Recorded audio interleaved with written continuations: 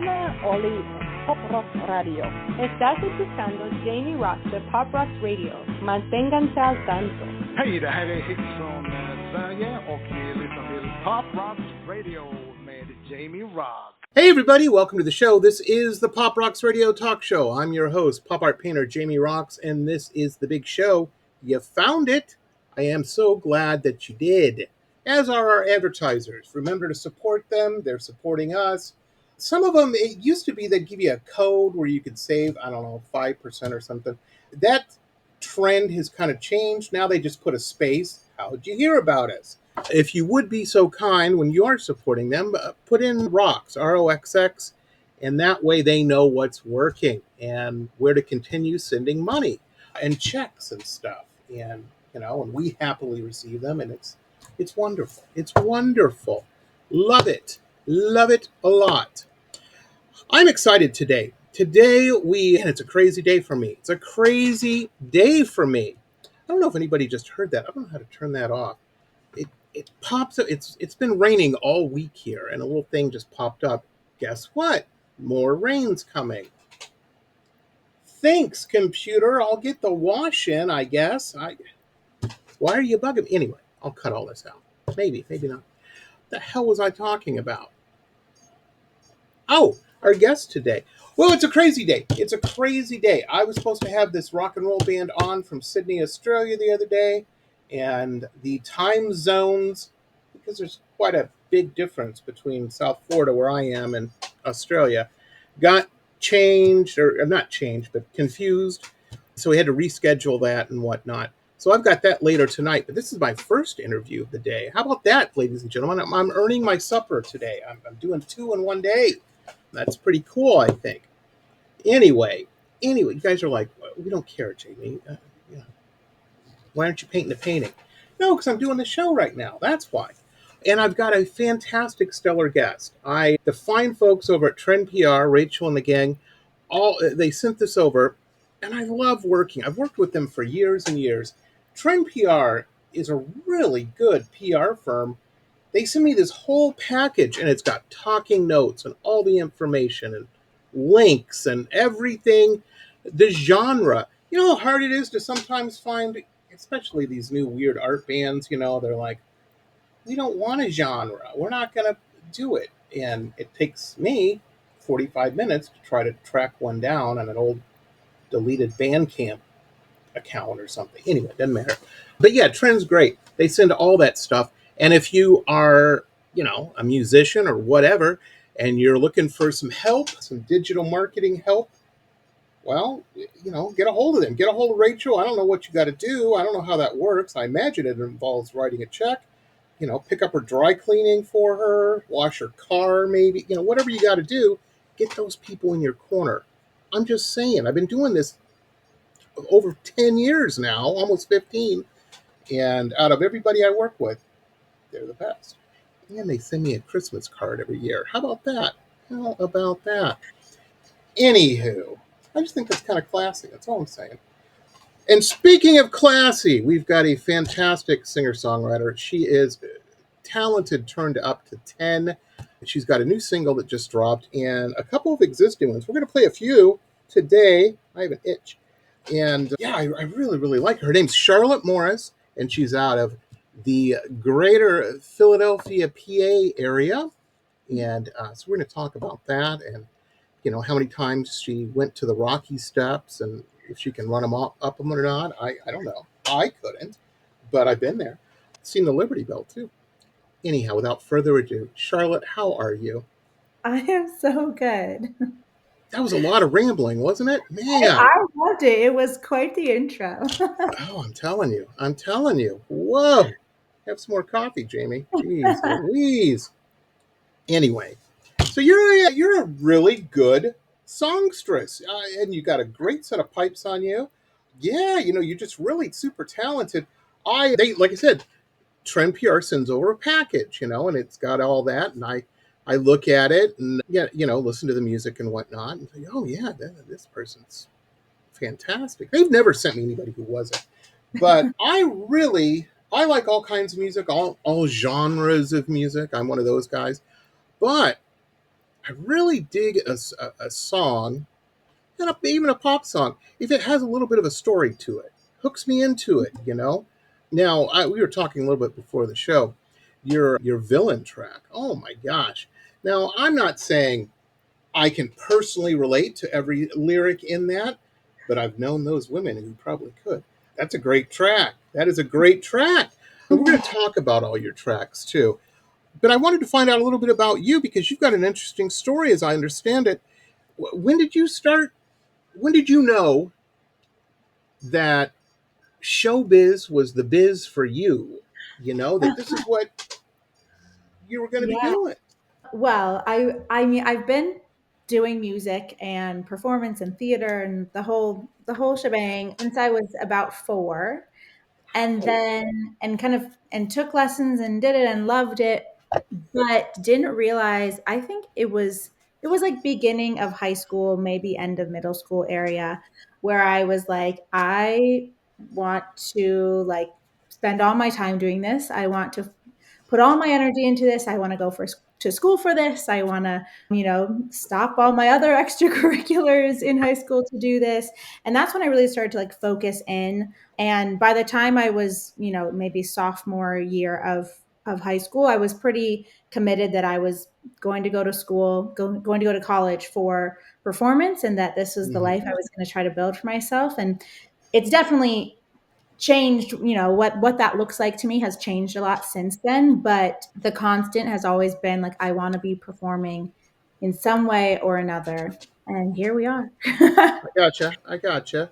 No, it's fantastic. It's fantastic. And there, folks, there's a valuable lesson in that. You know, if you are lucky enough to figure out, there's a great quote by Mark Twain that I love. It's one of my favorite quotes of all time. It goes something, I'm probably going to mess it up. It goes something along the lines of there's two important days in a person's life: the day they're born, and then the day they figure out Hmm. why they're here, what they need to be doing, you know? And if you're lucky enough to figure that out when you're younger, you, you have a little bit of a bead. You're on the further on that curve, you know, and you can get stuff done, make plans, do different things. Now, if you're you know down the age food trough a little bit, don't despair. You know, don't despair. If you finally figure out what you need to be doing, great, go do it. The great thing about being in that position from people I have known is 9 times out of 10, you're usually in a little better financial situation than when you're 20 years old or 18 or whatever. You know, you can Absolutely. afford guitar strings. You know what I mean? And that's not always a bad thing. That's not always a bad thing. Let me ask you, no, you figured this out and whatnot, and I'm very similar. I went to a Duran concert, and I'm an old man. They were real big. They're still good, but in the day they were the big thing, and a lot of girls were at that concert, so that's why I was hanging out down there. But I saw their bass player, and he walked up to the stage. I didn't even think, the guy's got model looks. He's ridiculously good looking. And all he did is he put his hand to the crowd was yelling, and he put his hand to his ear. And I saw 15,000 young girls lose it, like he was from the Beatles or something. And I remember I went home and I sat my dad down and I said, I got to get a bass guitar. That's all there is to it. I need to find a bass, learn how to play it, and then find a band. And my dad's like, son, I love you to death.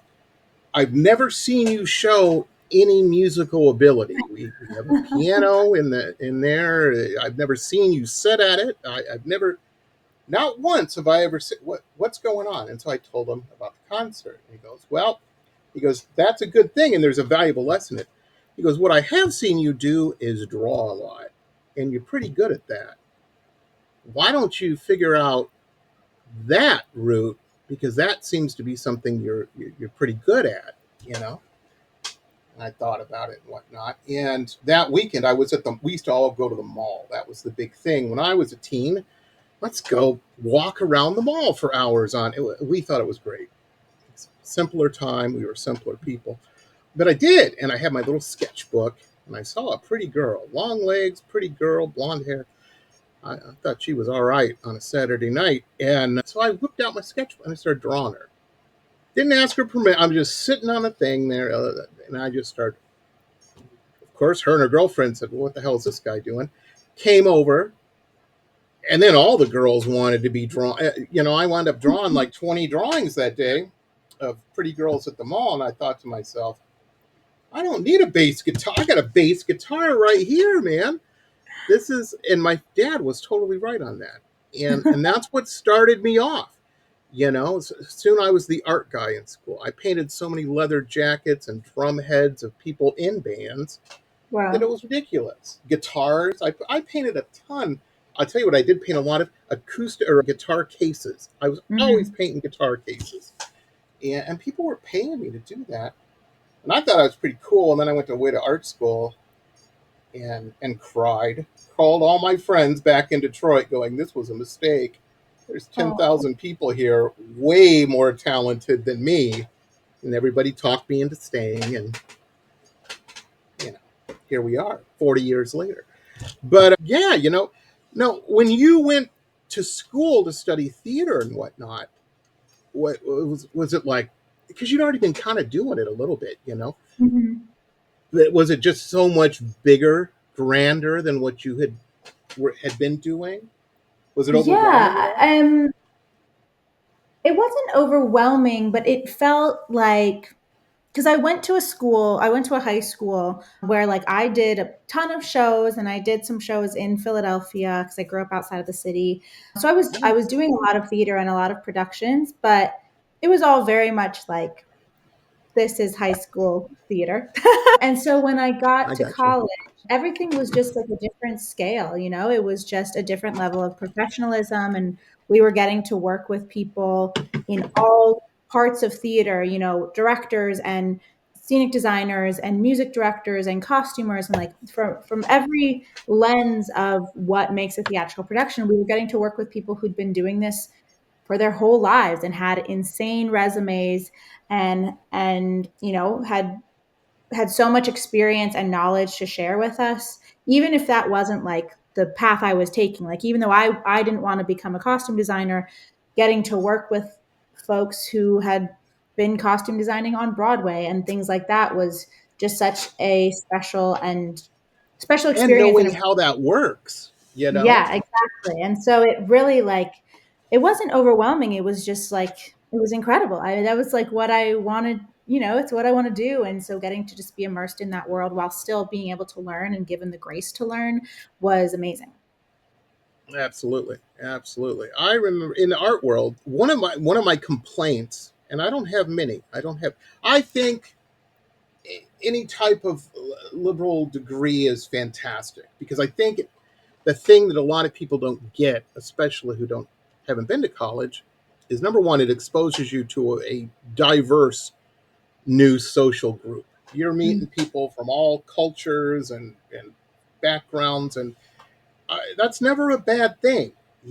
Any people that I come across in my travels that are very racist, misogynistic, very sexist, homophobic, they ain't coming from an educated art background. No. Usually, I would say 99. I can't even think of an exception Yeah. that I've I'm sure there's experienced. one somewhere, but small, Yeah, small. exactly. But that being said, and it teaches you the skill, and theater and music's the same type of deal. And even people, oh, what do I got to take this undergraduate psychology class? Yeah, because you got to learn how to think. That's why. And you got to learn also to put up with bullshit in life. Yeah, Mhm. maybe. You know what? I didn't want to take golfing for my sports credit, but I did it because I had to. You know what I mean? And sometimes in life, there's a big shock, folks, especially young people out there watching or listening. Sometimes in life, you got to do some stuff you don't want to do. Mhm. And you make the best of it and do the best you can. And sometimes it turns out to be a little bit of fun. I'm not a big golfer today. Do not tell my father-in-law because I'll get stuck having to go golfing with him. He's a great guy, but I don't think he knows that I know how to golf, which is I've worked very hard to keep it that way. Which end do you hit the ball with? I play very dumb when it comes to that kind of stuff. Limited amount of time to do things. Now he's great, but no, it teaches you. But one of my complaints is in learning the technical side of things and how the machinery works. Even in there wasn't a bit. No one ever told me, well, you better keep hustling, man, because sometimes it's feast or famine. And you may go a period where no cash is coming in. And, you may have a family. You may have a snooty dog that has to have special food or whatever. Trust me. No one ever spoke of any of that. The practical, okay, you're going to do this for a living. Here's how you figure that out. Theater, entertainment, acting work, and whatnot. Oh my gosh! I know a ton of actors. Sometimes it's 9 months between gigs. Sometimes it's 3 days. It just there's no clock they're punching. Yeah. And I imagine, and as a musician, I know you've done extensive touring and whatnot. That's got it. Now, were you touring under your own gig, or were you a hired gun for another band? How did that go? So all of the above is kind of what I would say. I got So you. when I was first on the road pre-COVID, I was still living in New York, and I was doing music. I was doing my own music, and I was doing theater. And so a lot of the kind of on the road stuff that I was doing was like regional shows. I would get cast and I would go someplace for a couple months or however long the run of the show would be. Then I would come back to New York. And then there was a few national tours I was like cast as like I was part of the cast, but like we weren't characters. It wasn't, Right. one of the like touring Broadway shows. So like it was really just a band, but we were a band that was put together by a director. And so for that, I would say, yeah, I was kind of like a hired gun, for lack of a better term.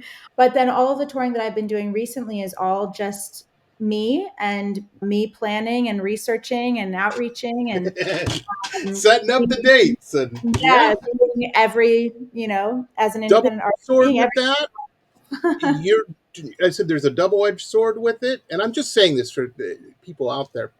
You're doing all the work. I have a friend of mine who's he was just on this show. He's a CEO of a big not a construct. He ain't gonna come fix your plumbing, but he owns this, a whole bunch of businesses that will come and fix, Mhm. new housing, put in a subdivision. It's real high end, but or high level, I should say. But we were talking, and I said, what's your biggest advice for people that want to go into business for themselves? And he says, well, you're going to work 80 hours minimum, so you don't have to work 40. That's a Tuesday. That is how that goes. So if you can't handle, you may need to go work for somebody else. That's just the way it is. And I thought about that. I'd never heard it put that way. And yeah, a 14, 16-hour day for me is a Wednesday. It's a Tuesday. It's just how that is. And if I get sick, getting sick sucks for anybody. It doesn't matter if you're self-employed or what. It's the worst. But things stop around here. My name's on the door, man. And, yeah, my merch store still kicks out a little bit. But, I mean, if I ain't on the phone closing deals or making things happen or answering emails or whatever, things don't get done, and that's just how that is.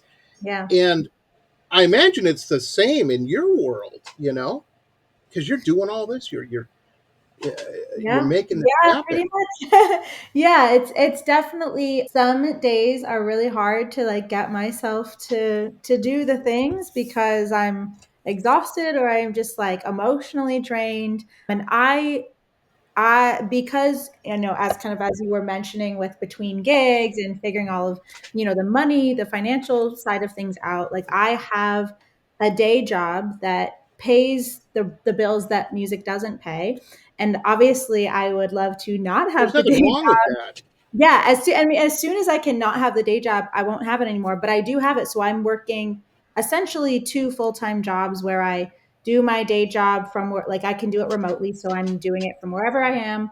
And I'm doing that kind of like quote unquote standard hours. And then between things or after, so like 5 to whenever I'm done and can go to sleep, I'm emailing venues and I'm planning, social media and I'm booking shows and I'm She's booking. working. So it's Still on it's the like clock. that She ain't scrolling 18-hour TikTok. I can day. tell. I know the type. Um, and folks, you know, she's right. It's great when you have a little bit of and I don't want to call it a safety net because I don't want to put it down because it's hard work still. Yeah. Most people's day job and whatnot. I'll tell you, it sucks when you don't. There is many times I kind of like, maybe I should get something on this data entry, something, you Yeah. know. A couple Christmases ago, my in-laws, they're good people. They're on a big cruise through the Panama Canal right now, and they're at that point in life. They've worked hard. They have it to do. They go on cruises all the time. Just went to Antarctica a while back. Anyway, they asked us and my wife. Yeah, they're like, so they asked me. I was at Costco with my mother-in-law, and she goes, "What do you guys? What would be the big Christmas gift you guys would like?" You know, and my wife is 15 years younger than me, and she would, hey, a tattoo gift certificate or something would be great. I don't have tattoos, but she does, and but she would probably do something fun, pick something fun. Me, we're walking by and they had some deep freezes sitting there, and I said, "Ooh, a deep freeze would be real nice," because and here it sits, and my wife was so pissed off Christmas morning, and she was mad at me. She's like, "A what is that?" And I'm like, "Sweetie, sometimes it's a slow week. A painting doesn't sell or something, or somebody's late getting their payment. A million things can happen, and it sure is nice having that deep freeze full sitting there in case something does happen. You know, Yeah. Let me pull out something. We're eating." And the reason I tell that story, folks, is you just have to know. And I'm not putting anybody's dreams down. If you have a dream, by all means, try it. It might not work out, but at least you tried it. The worst feeling is sitting at when you're my age, going, "Man, I wish I would have done something." If I had it to do over again, I would have at least made the attempt. And you never know. It may be pretty cool. You might wind up like Charlotte and have the coolest job in the world and have all these singles coming out, and you're working on an EP, I see, and just all kinds of stuff going, and even touring, you know what I mean? And hanging out with those people, I bet Charlotte has some cool dinner parties. She knows a lot of cool people. She's got a cool dog. And I what's your she is the what's your coolest. what's your dog's name? Her name's Kiwi, and Kiwi. I love it. yes, pretty perfect. So Now, is she a little dog or a big dog? she's a little dog. She is like 13 pounds. She's a miniature schnauzer pug mix, and she goes everywhere with me. She's on the road with me.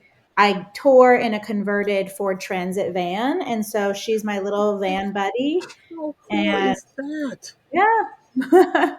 I have a sister-in-law. Her and her fella, they good people. They tried to talk me and my wife into. We have this giant backyard, and they're like, "Yeah, we want to get this bus and convert it, in your backyard, and we could just live in the bus while we're doing it."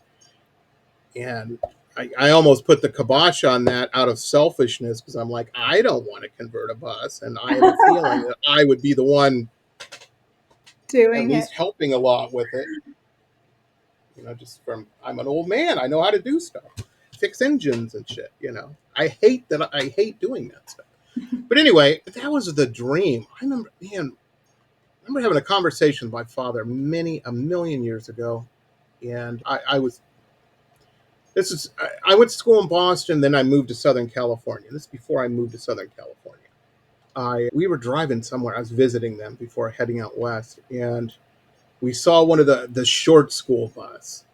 Usually, special needs kids were on the short school, but I thought, man, that is a perfect size to convert. I could pull all the seats out and set it up in there. It would be awesome. And the wheels started turning, and next thing you know, my dad's like, "Hey, I saw one on eBay, and it's only X amount." And I'm just like, I can't wait. I can't do this. I gotta get out to California, man. And the path not taken. But I always, when I see them, I'm like, I watch YouTubes of them for Oh hours, my God, yeah. Yeah, well, I love there's a few different like folks who post on like Instagram or they have their YouTube channels. And I mean, I have a converted van, but it's still so fun to watch how other people have used their spaces and what they do in them. And I love it. It's so much fun, and it's like, so it gives me so much freedom and so much flexibility and makes my life a whole lot easier. Nice, nice. Well, that's cool, man. That is cool. You put a big,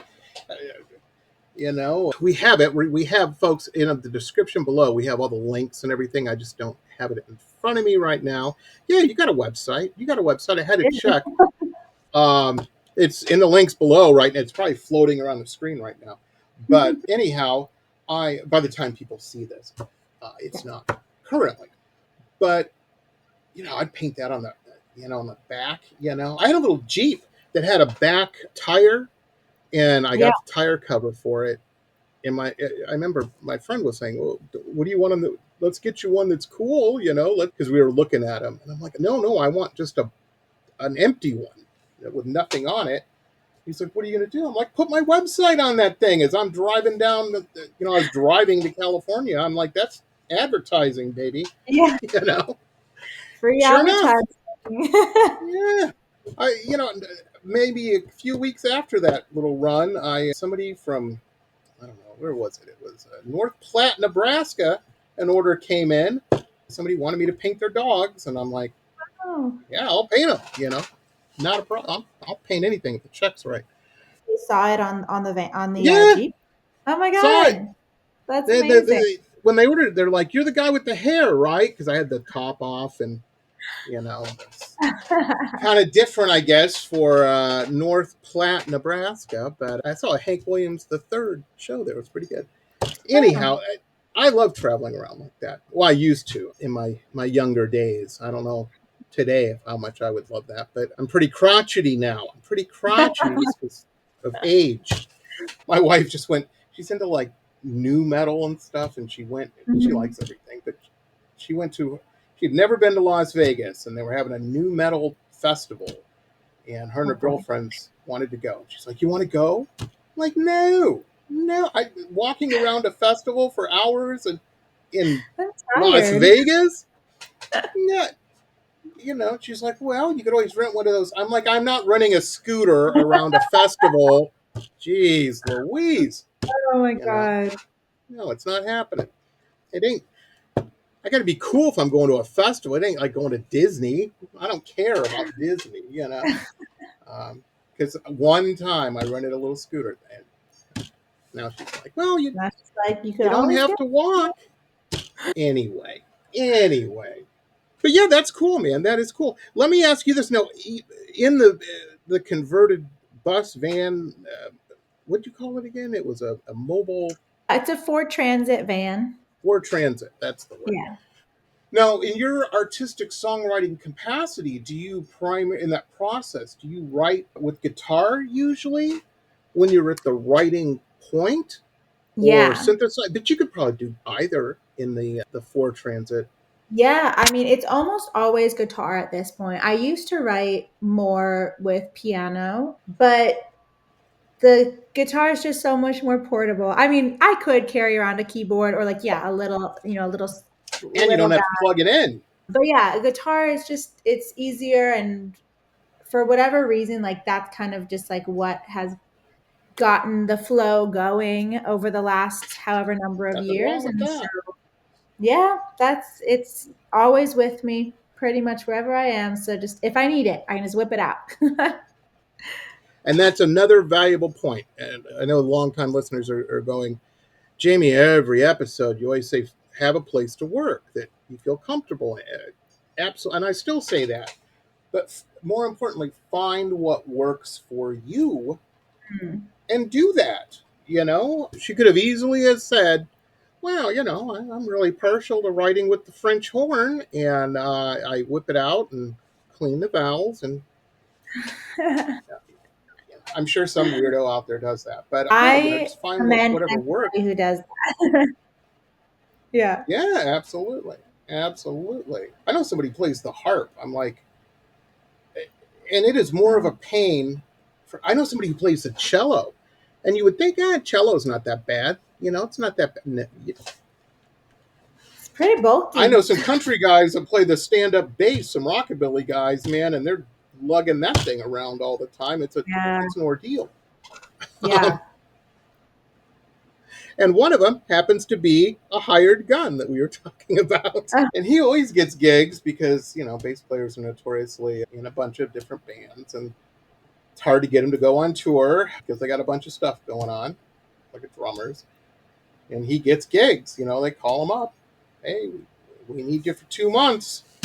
We're going. Yeah.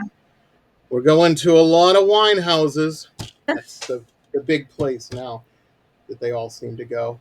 At least when they come down in our neck of the woods. Maybe that's all we have. I don't know. That's where I always wind up, The wine houses. And it's like, and there was I don't know what they call them, IPAs. I'm an old man. I'm not that cool. These brewery type places where it's like a $17 beer. Yep. Who's paying that? Well, besides me, because I had to go because my friend's playing. But yeah, and there's always these weird kind of cover rockabilly. I guess the new term indie folk is a big genre term that I see a lot, and it's weird, now we're gonna play a bluegrass version of Hotel California by the Eagle, and I say that kind of jokingly, but you know what? The crowd eats that shit up, and they love it. And they're happy. They want a song they know, but it's like a new spin on it, so they exciting. Oh yeah, so they can still sing along. Absolutely. I have a friend of mine that he was in an 80s band, a synth pop band, and they were pretty big back in the day. And he's my age, and the band has long. I think technically they are still active, like once a year or something. But he played, his day job is he played piano, cover songs on the piano at a very high-end department store. Oh. So he put on a tux every morning and went to work, and that's what he did. And he was telling me, he was still musical, I'm sorry? I was just saying, at least, his day job was still like musical and in the arts. Right, and not selling insurance or something. Not that there's anything wrong with that. But he was telling me, I said, well, covers are cool, it's not that bad. He goes, no. He goes, the bad part about covers is everybody knows them, and you had better play it perfectly. Otherwise, they'll say it's like getting bad eggs at a restaurant. Everybody has their what they like. I'm like, well, women are buying $30 stockings on where you're working. It can't be. It ain't like they're throwing beer bottles at you. Oh my God. He's like, oh, you'd be surprised. And that conversation, now that I think about it, was before the cultural rise of the Karens. And that's what he was really describing as Karens, So I guess we've always had Karens out there. We just didn't have a word for it. Right. I apologize to anyone named Karen. It wasn't me that came up with that. It's crazy. Let's play a track so people know what we're talking about. We're going to play 3 today. We've got As Is, Raised by a Woman, and Villain. What should we play first? Let's do As Is. It's the most recent one. Okay. Last week, so let's do that one. Here it is. Yeah, it just dropped. We're going to play it, folks, and we're going to talk a little bit about it. So get ready. This is Charlotte Morris. As Is. Here it is.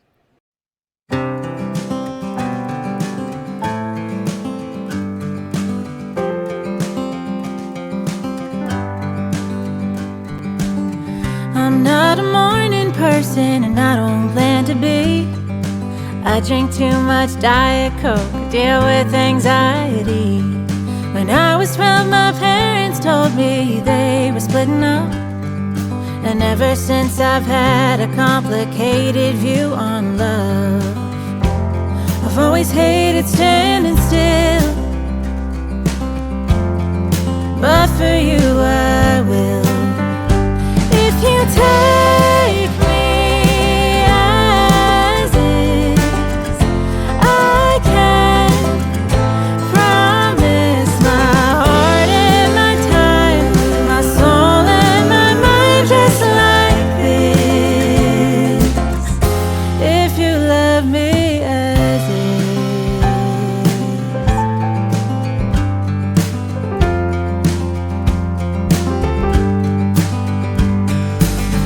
I'll do the dishes since you hate washing those. Long as you can understand, I don't like folding clothes. I know I can be stubborn, but darling, so can you. So when it comes to compromise, we'll have to talk it through. I like being alone, but for you I'd share my home.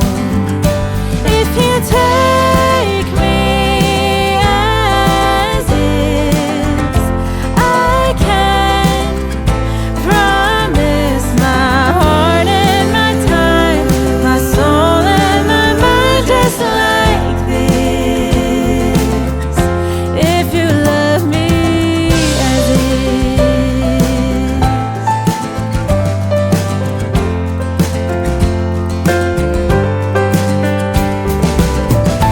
I'm not perfect, but who is? This is what I've got to give. So take me as is. I will promise my heart and my time, my soul and my mind, just like this. If you love me as is.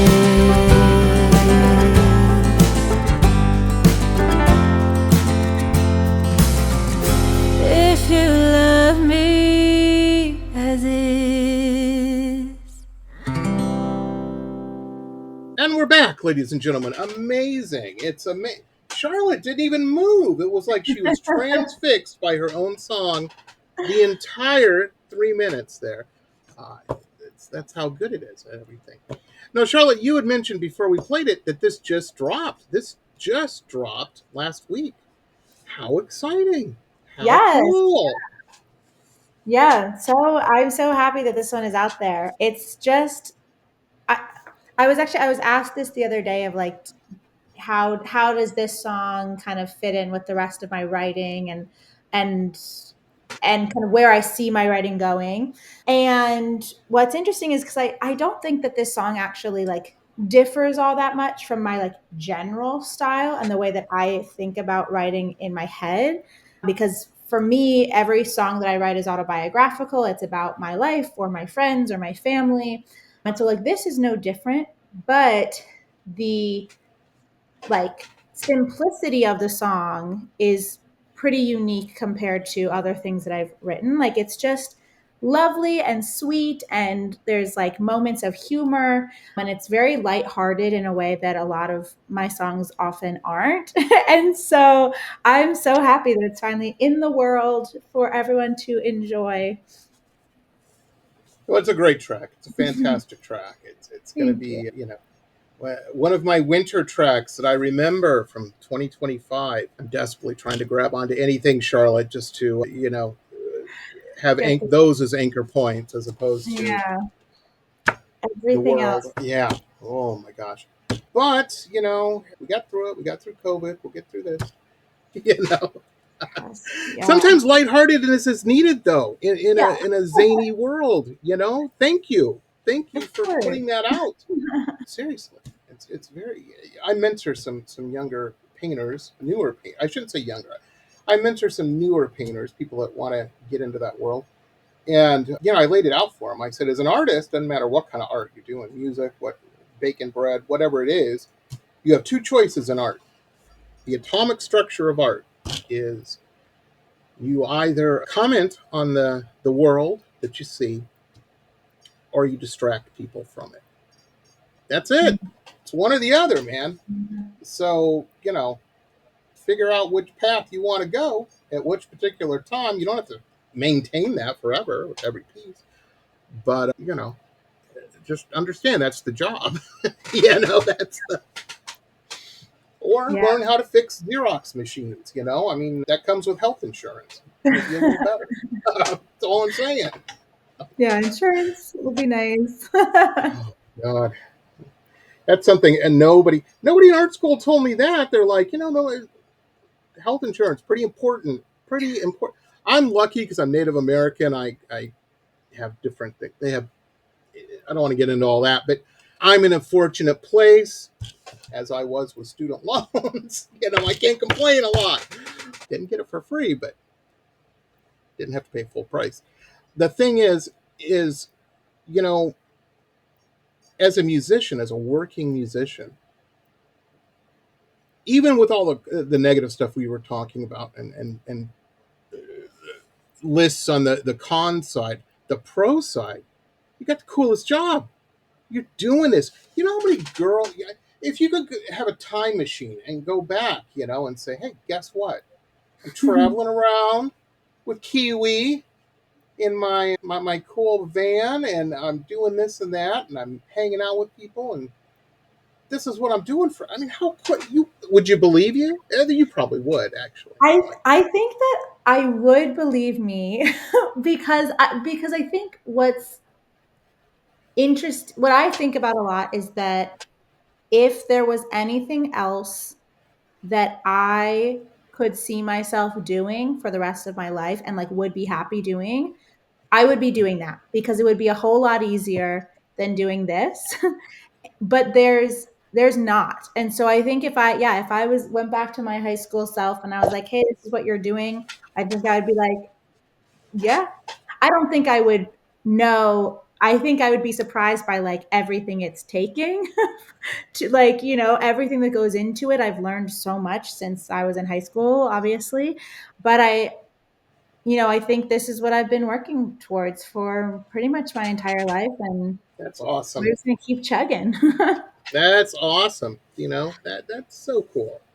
That is so cool. It's one of the things I love about doing the show is a couple times a week I get to hang out with like-minded people that are just doing cool stuff, you know, and I learned so much. The whole reason, ladies and gentlemen, that I have a merch store, totally from my musician friends.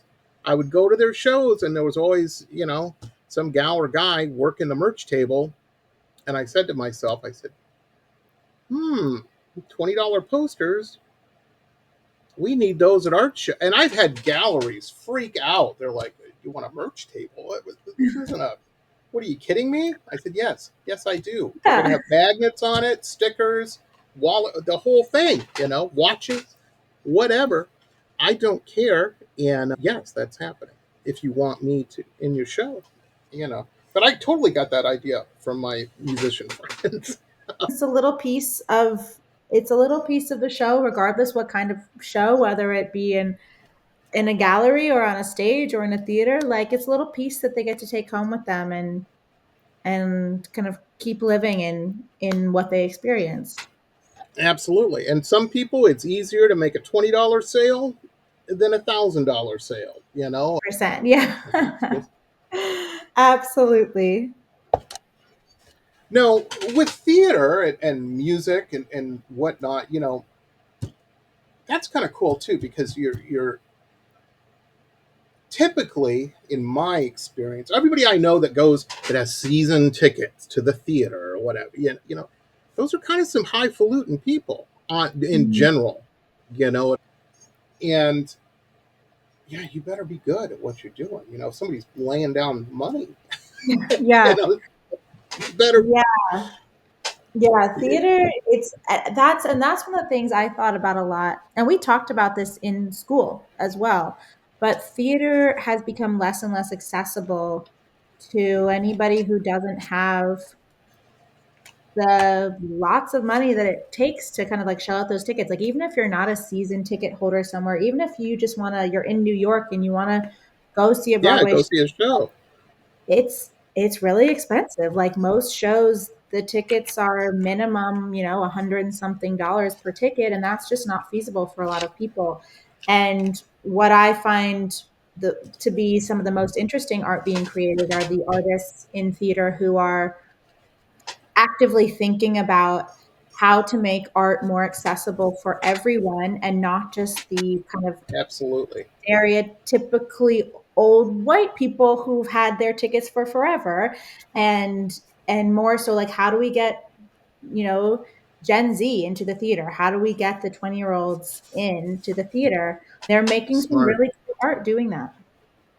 Absolutely. Absolutely. And, folks, you have to think about this stuff. These are the things that, Charlotte and I, when we lay our head down at the end of a long day, we think about this stuff because it's important. It keeps us ahead of everybody else. Yeah. Because we are thinking about that, Absolutely. It's so cool. It's so cool.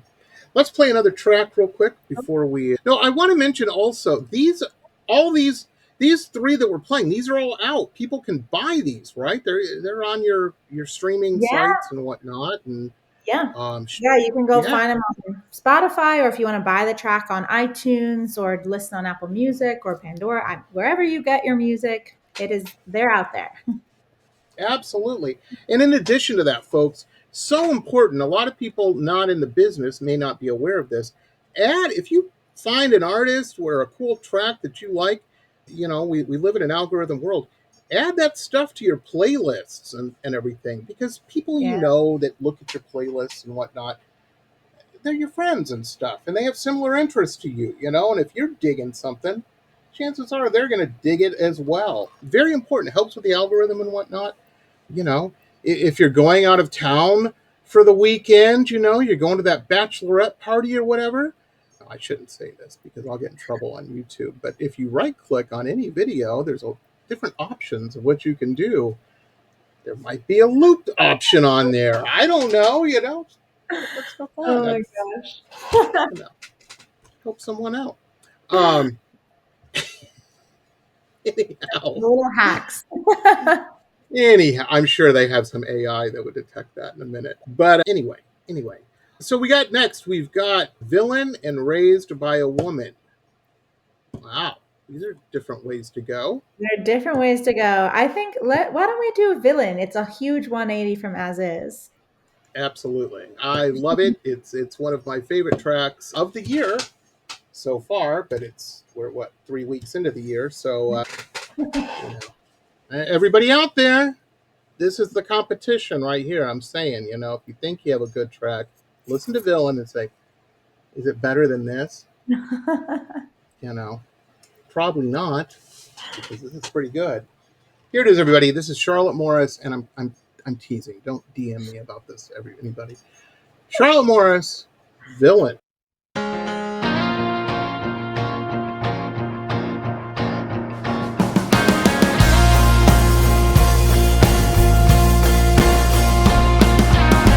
You can blame me all you want. Say I pushed too hard. Say I took your damaged heart and picked apart your scars. I'll be the one you hate, the ex you can't forgive. You fester in the same spot, I'll go out and live. I'm fine to be the one who goes the red flag, no one wants to know. But no, I'll always be right.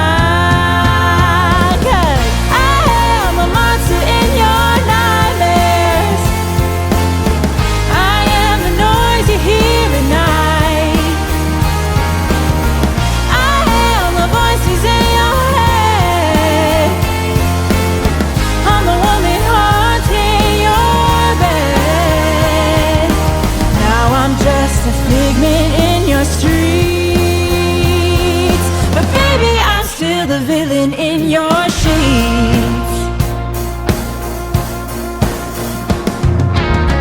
go and tell your new girl all about the shit I've done. You can spin it out to be some battle that you won. Laugh with your friends about the lies you say I told, but no, that only shows the power I still hold. I am the monster in your nightmares. I am the noise you hear at night. I am the voices in your head. I'm the woman haunting your bed. Now I'm just a figment in your streets, but baby, I'm still the villain in your sheets.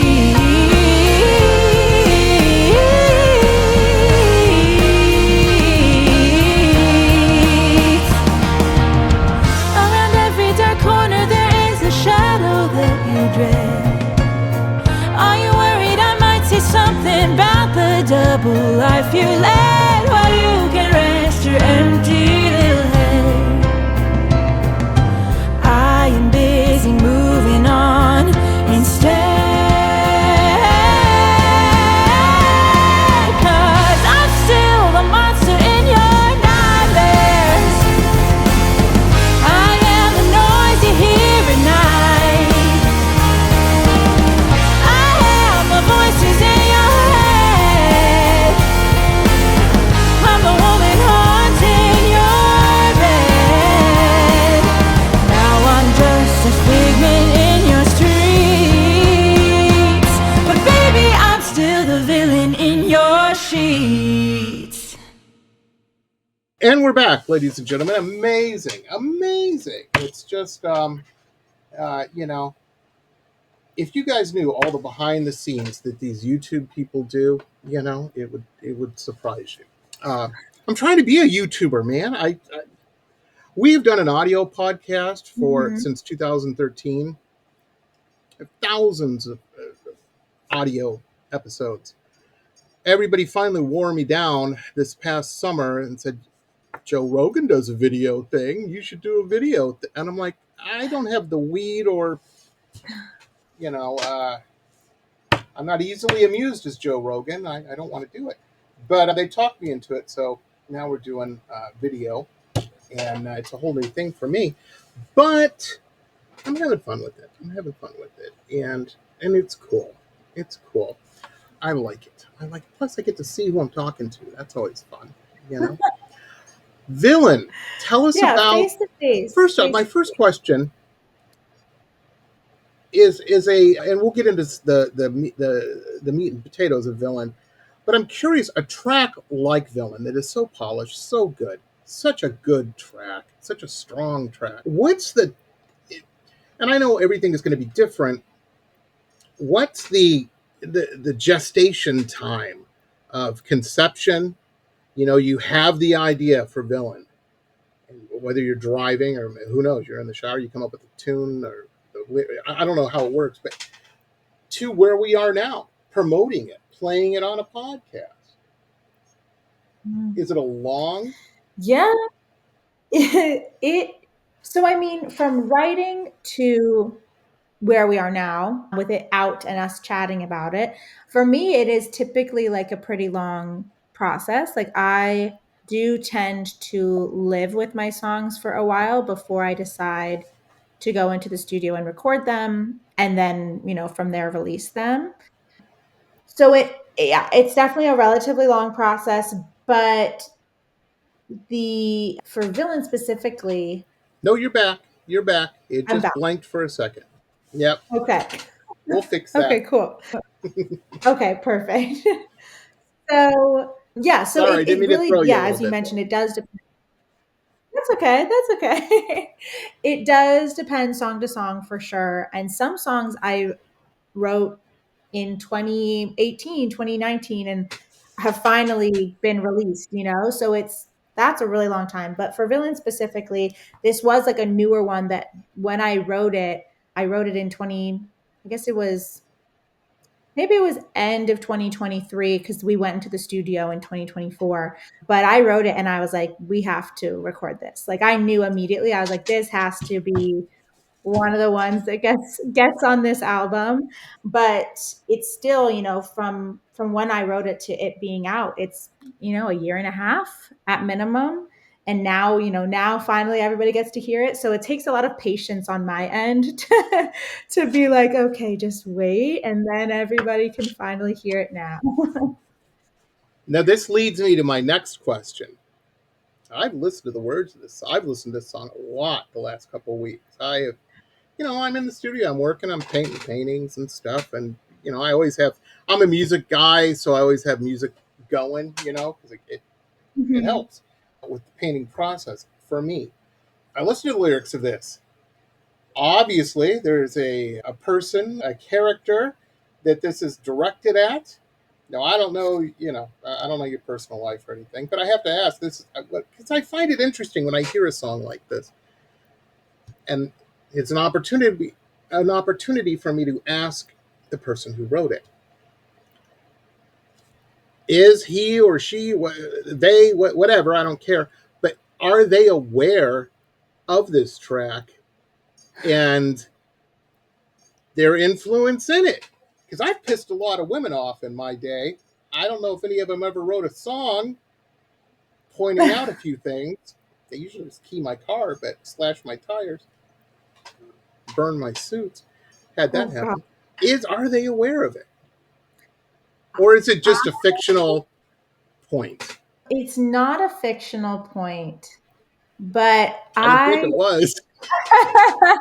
I I have no idea if they know that the song exists and if they know that it's about them. Like I mentioned when like in the press release that Rachel and I sent out for when Villain was released, I talked a little bit about how for me this song was kind of a final chapter and bookmark on Some a very closure. toxic relationship. Yeah, it was closure. And it was kind of, it bookmarked my creative processing of a relationship that I have written about a ton in the past. And I have released a lot of songs in the past that are about this specific person and this specific relationship. And I think some of those songs, if they know that they exist, I bet that they know that it's about them. But for this one, especially given that it, to be quite frank, is like kind of far off. It's long. It's been a bit since this relationship was part of I my life. gotcha. I gotcha. And so and then this song was kind of that final, like, this doesn't actually mean anything to me anymore, but like I it has that moment of closure. Like it took me a while to get to that point just because of how bad the relationship was. And But you so got to it. I got to it, but I don't know if Yeah. they know. I think if they know the song is out there, I don't know if they know that it's about them, but I don't think it ultimately matters because it's for me. It was my moment of closure and I Right. don't really care what they're doing. So, That's the way to be. yeah. Um, if you hate somebody for whatever reason, that's still a passionate emotion. The worst is indifference, Yeah. Yeah. And I want youngsters out there, the young does and bucks out there, to know even somebody as cool as Charlotte found herself in a bad relation. We've all been there. I broke up with a gal one time, and I remember I told my parents, and my stepmother got up and danced a jig. Oh my I'm like, God. she wasn't that bad, and everybody's like, yeah, yeah, she was. And then your friends, it's funny, and because you're in a situation like that, and you're like, you ask your friend, you're like, why didn't you tell me? And they're like, you wouldn't have listened. Yeah. Love is blind, and you have to learn some things. You just got to learn for yourself. Yeah. It Yeah. sucks, Some of but my friends, you what a lesson. You learn that lesson, and that's a mistake that won't happen again. yeah, you got to That's the learn it for takeaway. yourself. You got to learn it for yourself for sure. I bet Kiwi didn't like this person. I bet Kiwi didn't. Kiwi Kiwi did not know this person. Kiwi came No, after this I person. got you. Well, if Kiwi was around when they came around, there would have been dog eye rolling happening. Yes, That's all I'm saying. absolutely. All I'm saying. Pets are the best. The pets are the best. My wife, we we have a dog in our house, and I always joke. I'm like, yeah, my wife's dog, and everybody's like, that is not your wife's dog, Jamie. That is your dog, and Nice. it's very true. We also have a cat. My wife came in the bedroom. I took a nap last night, and my wife came in the bedroom, and she was like, and then she ran and got her camera to take a picture because it was me and my cat were. She was the little spoon. I was laying there with my arm out, and she was Oh, snuggled up right there. But my wife can't say anything because she has a snake also, a white albino python. And the snake, I swear to God, this is so true, everybody. She likes to watch television. She'll come out of her little thing and because her enclosure's underneath the big TV on the wall, and she'll sit up there and watch. And my wife watches all these terrible shows, just horrible, horrible, vapid shows. Married at First Sight or Love Canyon or whatever it is, you know what I mean? These are things that she has on that I will walk quickly through the room, and I'm like, oh, it's the show where the pretty people fight with each other. Great. She loves it. Can't get enough of it. You know, she's a woman. And the snake, who's also a female, by the way, watches them with her. The snake seems to enjoy those as well. I'm like, why don't you put on something with a mouse or something on it? You know, that would keep the snake in. She's like, she likes this. that is crazy. Snakes, me and snakes, I think it's a no-go. Yeah, well, you know, it's so funny. My in-laws, they were real concerned when we got she's into that kind of stuff. Yeah, she's a goth girl. And when we bought this snake, her parents came over and sat us down, had a big family discussion about the snake. They're like, well, Oh you live no. in South Florida, and you just don't let it go because they become invasive species. And I'm like,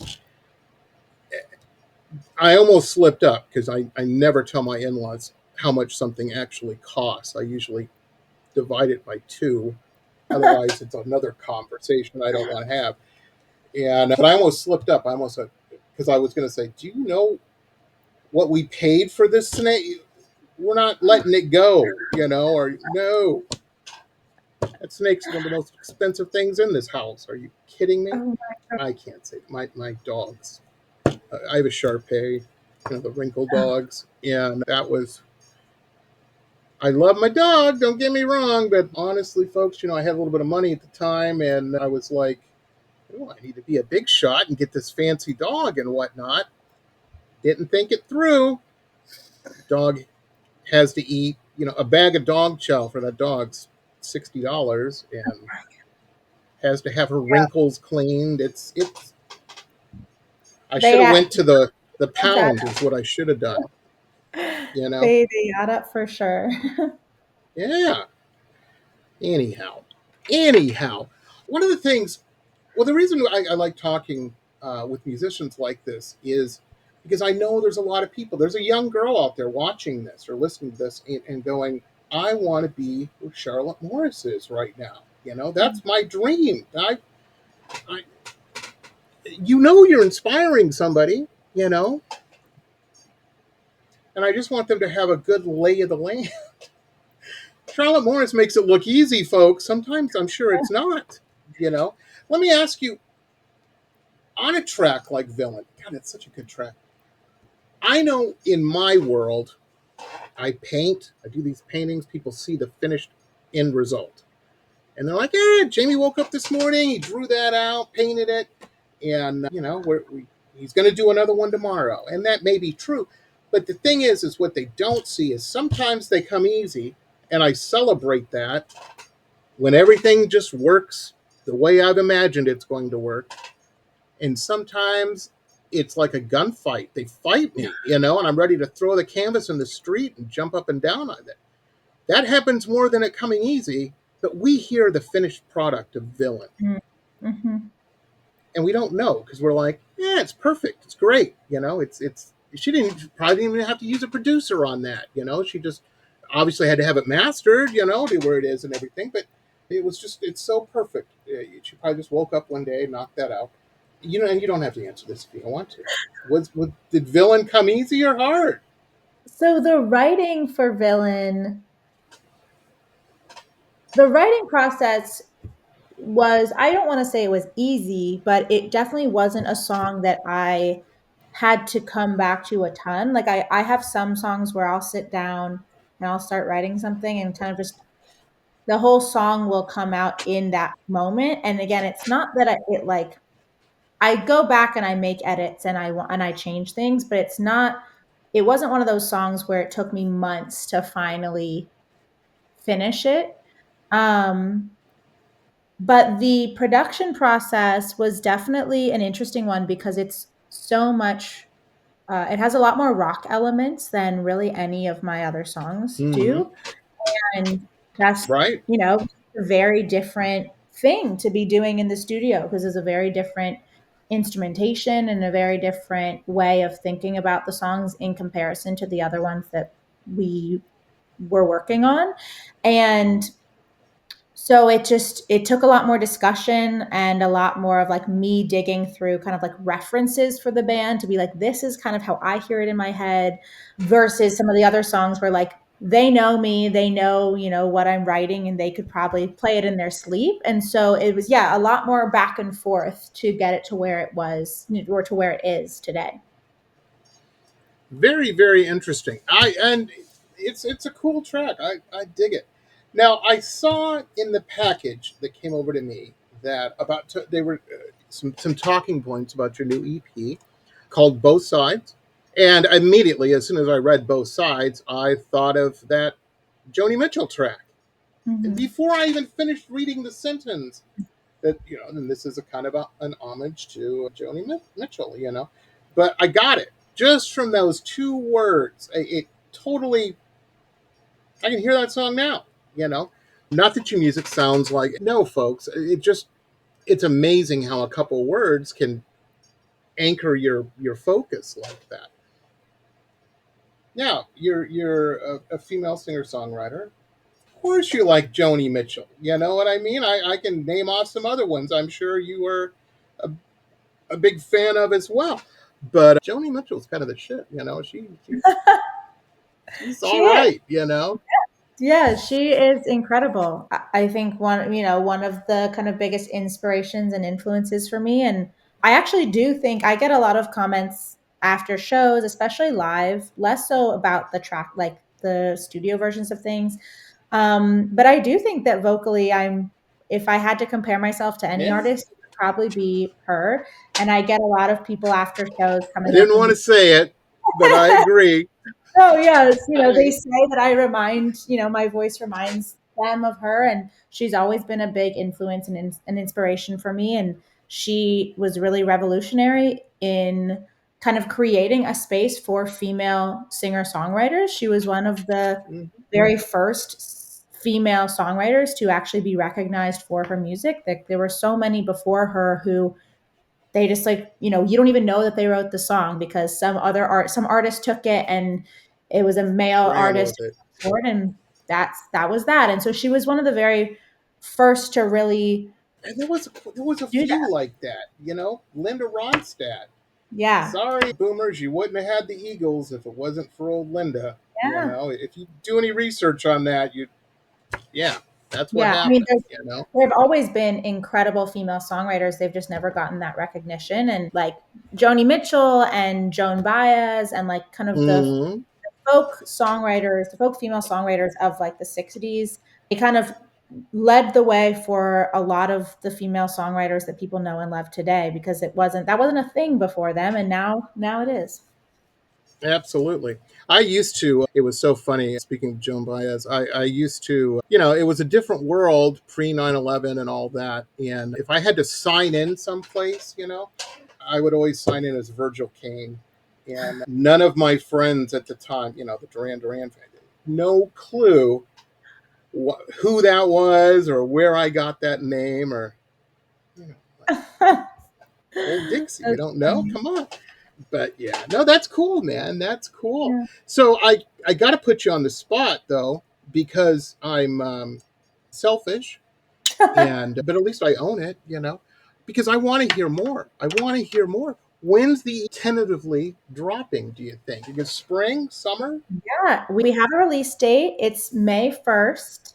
And so yeah, the full record will be out May 1st, and there will be one more single coming out before then, Nice. but I don't Nice. get to that one yet. I got to pick up Rachel's dry cleaning and get you back on the show. That's what I see in my future. No, that's cool. That's cool. Yeah, that's fantastic. I think it's needed. I think it's needed. I think this, I'm so glad you're putting this music out. It's zeitgeist, seriously. Seriously. It's really good. And I like it. I like it. The last track that we're going to play, just a lighthearted look at life and whatnot and your journey, is titled Raised by a Woman. Raised by a Woman. Should we play it and talk about it? You want to talk about it and then we'll play it? Whatever you would like to do. I'll talk about it first, I think. Song, unfortunately, I think it was released in November, and it was so much more poignant than I had hoped it would be, to be quite honest. To me, because of the with the election, political, because the song is basically about how basically my tribute to women and specifically women who are raising children, whether it be their own children or their grandchildren or however it is that they are involved in that child's life, but the amount of sacrifice and thankless hours and toil and labor and basically all of the invisible things that women do day in and day out to create a world for the other people in their lives. Now they still don't get credit for it. No, but there's so many people in this world and things in this world that wouldn't exist without women. And that is what Raised by a Woman is. And it's for all you young bucks out there, and even old bucks, any bucks of any age. I have a neighbor. She's an elder neighbor. And through circumstance and whatnot, she's raising her granddaughter, who's special needs and sweetheart. They both are. And although the grandmother can talk a little, she likes to talk. She didn't get a chance, I think, to talk to grown-ups much. But so I, listen to her. And if a basketball hoop needs to be built or put together, after Christmas, I'm over there with my wrenches, doing what I can to help. And that's what I'm saying, folks, is when you see these women out here that are doing all this, and it doesn't have to be, you don't have to pay somebody's light bill or something, but if you can, great. But, if it's just bringing in a sack of groceries out of the car or something, just whatever you can do to lighten anyone's load. Make that kind of a personal thing. And I always joke. My friends are always like, yeah, you're always saying, put the shopping cart back. Yeah, I am always saying that. That makes somebody's job a little easier. It takes 2 seconds out of your life, Do what you can, man. Because, there's a lot of people that are being raised by women, and we live in that world, and we want a better world. Yeah. Do what you can. Yeah. They are. They're doing a hell of a lot more than I am, Seriously. But yeah, that's cool, man. That is cool. Let's play the track. Here it is, everybody. This is Charlotte Morris, Raised by a Woman.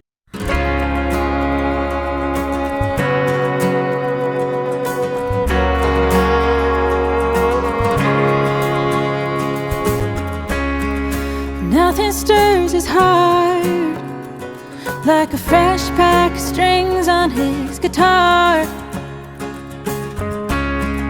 Nothing makes him cry like a sunrise over Montana. 'Cause he was raised by a woman who gave everything to get him out of her town. He was raised with the reckless ability to believe he could live anything down.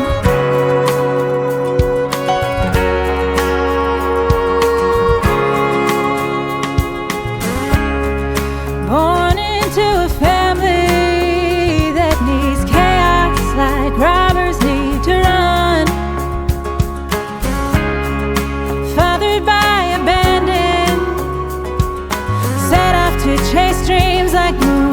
DJ son. But he was raised by a woman who risked everything to get him out of her town.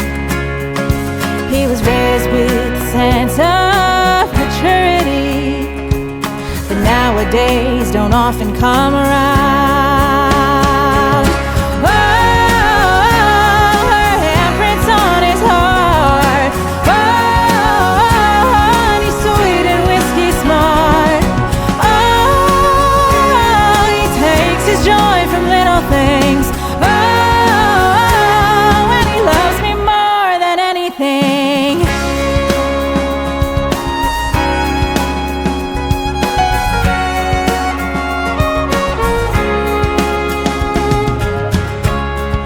Stubborn like a bloodstain, set on making his own mark. Wild as the summer rain, turning Nashville skies in minutes dark.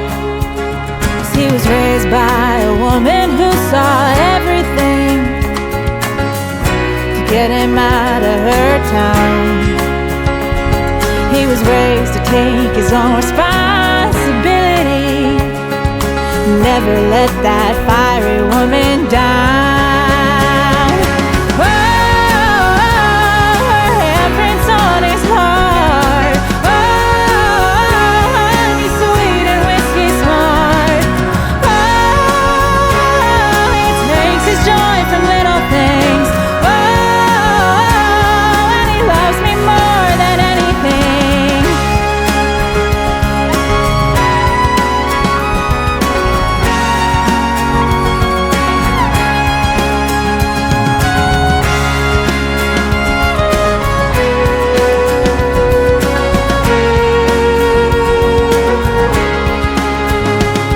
He was raised by a woman who did everything in hopes he wouldn't end up like her man.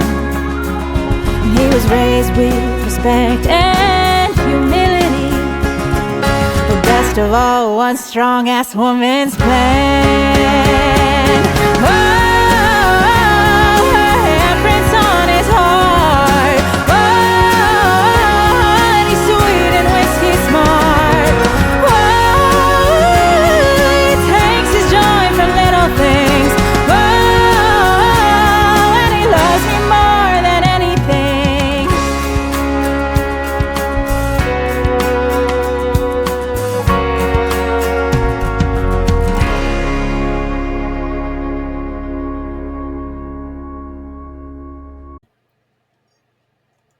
And there it was. We're back. Again, another stellar track. Do you just wake up and write a hit song? Is that how life in Charlotte's world goes? When you're not running up the rocky stairs? I didn't even bring it up. I didn't even ask you about that. That's Typical okay. Philadelphia. That's okay. I mean, I was thinking about this the other day. I was like, I haven't written a new song in ages. And part of it is because I've just been so, like, the end of the year was so emotionally and physically draining for so many reasons. And now the beginning of the year is so hectic. So I'm like, I gotta sit down and write soon because there's a lot bubbling underneath that hasn't gotten out yet. Absolutely. I'll tell you, I was more concerned Thanksgiving, Christmas, family get-togethers. I was ready, baby. I was ready. I spent weeks thinking about witty comments. Somebody's going to make a comment about Danny's cousin who identifies as they them. I was ready to put people in their place, And I have to say, nothing happened. Everybody was wicked cool. Well, that's good. And it was it was great. I I kind of maybe teared up a little bit taking a certain political sign out of my window. None of the neighbors said anything. Didn't say any. If anything, they were maybe a little extra sensitive. And I was so taken aback by it. I called, I know a lot of people. I called people up, all walks of life, from academic to entertainment to whatever, sports. and kind of said that and got the same response from everybody. Everybody's like, yeah, I know. Nothing went down. It was crazy, So there is that, I got to say, I was off on that. Thank God. Then, of course, we rolled into 2025 and, Hollywood's burning. Your neck of the woods is the coldest it's been in, I don't know, 200 years or something. 2025 off to a really strong start. Yeah, it's insane. And we're not even talking the specifics of, I'm not even going to mention anything. I'm not even going to mention anything. Not worth our breath. No, it's Breath not. this time. It's not. I'm just saying, before you make an executive order, Google what you're talking about. You might be surprised. Yeah, Anyway, Google is free. Yeah, and I know all these idiots have a phone in their pocket. I mean, it ain't like that information is hidden away somewhere. By the deep state. No, I learned in 7th grade that all humans are female conception. That's how that works. Just saying. I did sneak it in. I snuck it in, Charlotte. I apologize. The stupidity is just from a point of view. I don't care about politics or any of that, but I just want people to study. As someone who went to school and worked really hard, got my master's, worked really hard.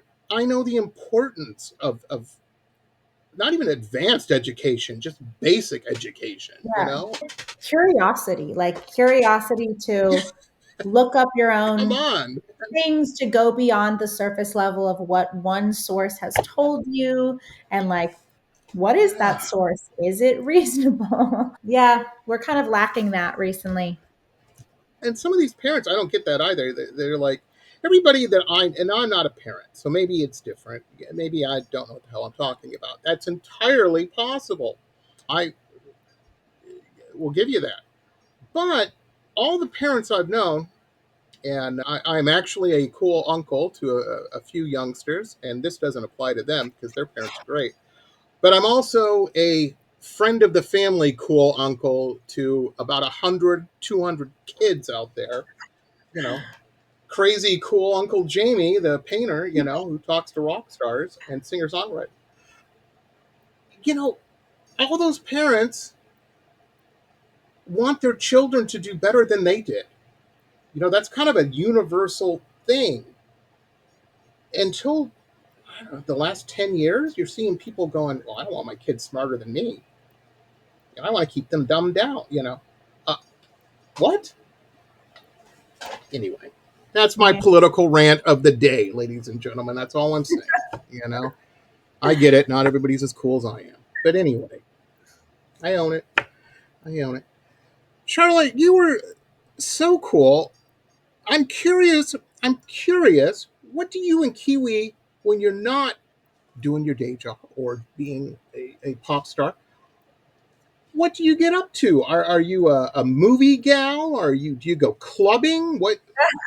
What's typical in Charlotte's world?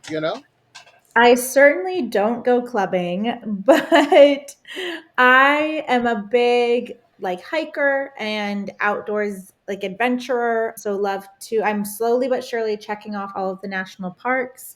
Nice. I'm about halfway through. So I got about 50% of the way to go.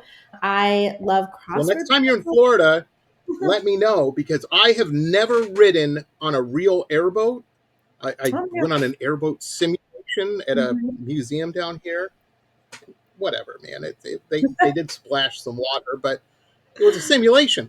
I want to go on a real airboat, and now I found somebody to do it with. I would. That sounds amazing. We'll rent an airboat. I'm sure somebody rents them, and we'll go see some alligators or something. I just think that would be cool. It'd probably be hot, but I'll bring a fan. Well, they have a big one behind you. Maybe it's not. Maybe it's not that hot. I haven't made it down. Also, you did not mention when I asked you that question. I was trying to tee it up for you. Crossword puzzles.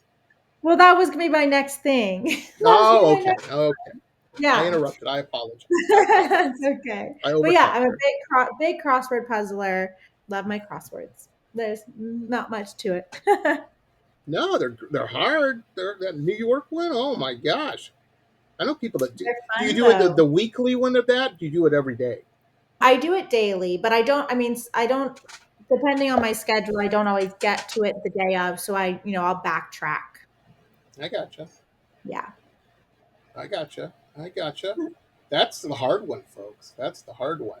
But I will tell you this: you'll win at Jeopardy, at least with your family, if you're doing the New York crossword, because you're the person when I go to those expensive IPA places. Is that what they're called? Uh-huh. With the expensive beers Yeah, on the trivia brewery night. trivia. The brewery. I want Charlotte on my trivia team. We love Yeah. trivia nights. I love trivia So nights. there you go. There you go. Very, very cool. I know we went a little long than I said we would, but you're fascinating to talk to. I couldn't help myself. And really good at what you do, Charlotte. She's like, I know, but just somebody, it's always nice when somebody else tells you. It You ever wake is. up in the morning and you're like, I don't know if I can do it today. Well, if you don't, you're going to be disappointing some guy in South Florida with crazy hair and a weird dog, you know? And by the same token, when I have that feeling, I'm like going to be from now on, well, Charlotte's doing it today. So get out of the bed, Jamie. Come on, let's go. Let's go. Charlotte's knocking it out, man. I'm going to bug you now on Instagram to, did you write a hit song today? Did you write a hit song? You were talking about stuff bubbling. Like, Yeah. It'll that's come all I out. need in my life. I was reading an interview one time with Lou Reed, and he said Andy Warhol he used to drive him crazy. He would call him every day and ask him if he wrote a hit song. Oh my God. The pressure. The pressure. Yeah, exactly. Damn. And the bad part too is I think he produced a couple of the Velvet Underground albums, so that it's like having your producer call you. Like, hello. Hello. When am I getting my money back? Yeah. Plus the rate of returns. Crazy. Crazy. Well, keep doing what you're doing because, like I said, Thank you're you. real good at it. And it's so nice to meet you and hang out. Yeah. I had a lot of fun. Me too. Very cool. Very cool. Well, folks, that's going to wrap it up for us. As always, be kind, be patient with people, and people will be kind and patient with you. And, in addition to that, a side mission, which is a good one, I find them hilarious. Don't wind up in a Karen video compilation on YouTube. If you're traveling on by plane, maybe leave the booze at home. Just get to where you're going, and there you go. You ever notice that you never see those videos at a bus station? It's always on a plane. Never see them on a train. There's nobody ever on a train that's like drunk and carrying out because they'd throw them off. Almost always plain. Almost always plain. Yeah, it's harder to throw somebody out of a moving plane than it is a moving train, I think. Anyhow. Anywho, have a good one, everybody. We will see you next time. Charlotte Morris is the lady, the lady to watch. Add her to your playlists and whatnot. All of her links, like and share, follow, subscribe, all of that, right down here in the description. She's cool. Talk to you later, everybody. Bye. Bye, Charlotte. Bye.